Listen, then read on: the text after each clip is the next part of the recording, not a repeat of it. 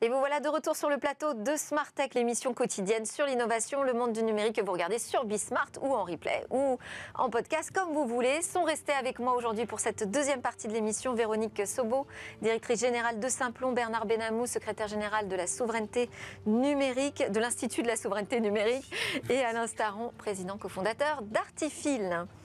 Pour notre interview, je l'appelle l'interview week-end parce que finalement, il faut prendre un peu le temps de la découverte et parfois c'est surtout le week-end qu'on a le temps de découvrir les choses.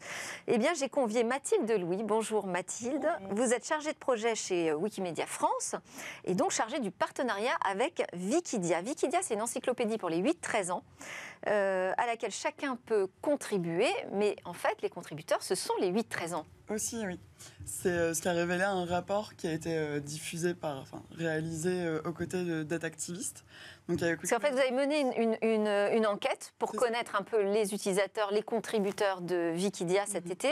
Vous avez obtenu les résultats et ça vous a permis d'y voir un peu plus clair sur qui passe son temps à produire du contenu sur Wikidia. Et donc, ce sont beaucoup de 8-13 ans. C'était l'été 2021. On a récolté 799 réponses auprès de la communauté wikidienne.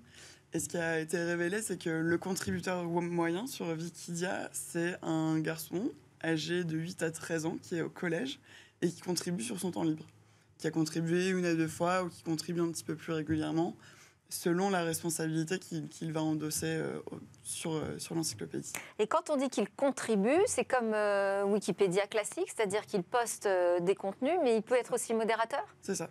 Donc on peut avoir différentes sortes de responsabilités, de l'administrateur, du patrouilleur, comme sur Wikipédia. Donc une personne qui va être responsable du contenu de différents articles, qui va veiller à s'assurer du critère d'admissibilité d'un article. Donc si un sujet a sa place ou pas sur l'encyclopédie. Alors, comment est-ce qu'ils peuvent, tout seuls, j'allais dire, participer à l'élaboration de cette encyclopédie qui est, donc vous dites, produite finalement par les enfants, mais qui est aussi destinée aux enfants. Donc, comment s'assurer que les informations soient fiables, correctes ? En fait, de la même façon que Wikipédia, Wikidia est régie sur des principes fondateurs qui sont notamment l'encyclopédisme et la neutralité.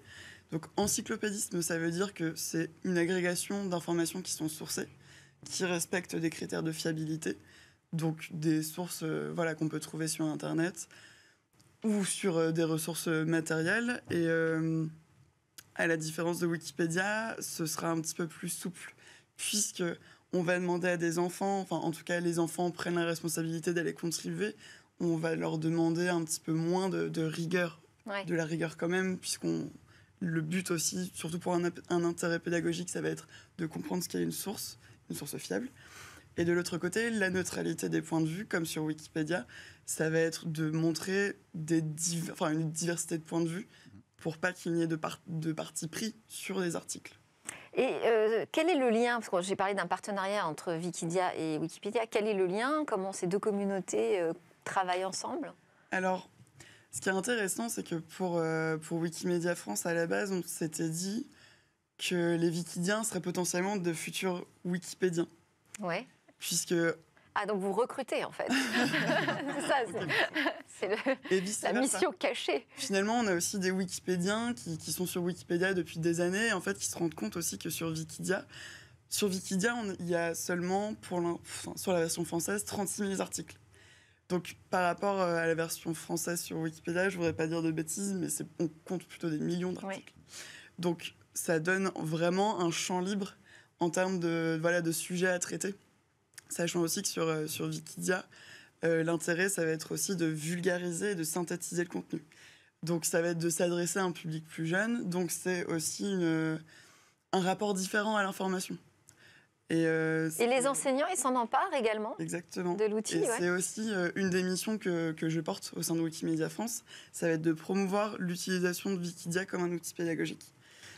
Alors, de quelle manière ? Comment est-ce qu'ils peuvent l'utiliser ? Alors, du coup, la façon la plus simple, c'est de proposer à leurs élèves de contribuer sur Wikidia. Donc, soit en créant, soit en modifiant des articles, donc en les améliorant.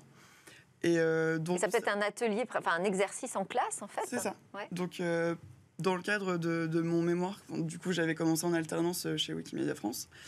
J'ai suivi une classe dans un petit collège des Ardennes. Et donc, en fait, là, notamment, c'était un professeur documentaliste. Donc, c'est la personne qui est responsable de l'éducation aux médias et à l'information. Donc, l'enseignant propose aux élèves de choisir un sujet et d'aller contribuer sur ce sujet. Donc, tout simplement, en se posant soit avec les ressources documentaires du CDI, soit avec les ressources qu'on peut trouver sur Internet. Et en fait, voilà, à la base, c'est prendre un brouillon, écrire à la main, pour ensuite venir taper donc, sur le wiki, donc, qui fonctionne comme un média wiki, comme Wikipédia et tous les autres projets, avec un wikicode, ce qui leur donne en plus des compétences numériques. Donc apprendre à coder petit à petit. Et donc surtout, voilà, toujours revenir sur... C'est super qu'on ait Véronique Sobo avec nous en plateau, parce que je pense au Simplon Kids, justement, hein, pour les ateliers pour les plus jeunes. Ça pourrait être un outil extraordinaire. Oui, peut-être qu'il faudrait qu'on réfléchisse à un partenariat, tout à fait. Pourquoi pas parce que c'est vraiment, justement, c'est une façon de participer déjà au savoir collectif, au commun numérique, Bernard, auquel vous êtes sensible également, et en même temps d'apprendre à en faire un usage assez critique et responsable de ce numérique. C'est ça. Le but, voilà, derrière, c'est l'esprit critique. Ouais. C'est vraiment de se poser la question de la fiabilité des sources, avant tout, pour pas apprendre pour argent comptant... Voilà, tout ce qu'on trouve sur Internet, ou pour reprendre l'expression du professeur documentaliste que j'ai suivi, c'est leur apprendre à pêcher dans un océan d'informations. Où voilà, sur Internet, c'est beaucoup de désinformation, finalement les adolescents et aussi les adultes s'informent de plus en plus sur les réseaux sociaux, sur Internet, sans vraiment... Et ça se dispute pas trop entre 8-13 ans là, sur les contenus de certaines pages? Alors a priori, moins que chez les adultes. Bon. Eh ben, merci beaucoup Mathilde Louis pour cette découverte à découvrir ce week-end et puis plus largement peut-être dans les écoles. Mathilde Louis, donc chargée de projet chez Wikimedia France et chargée du partenariat avec Wikidia. À suivre dans Smart Tech, où va le web ?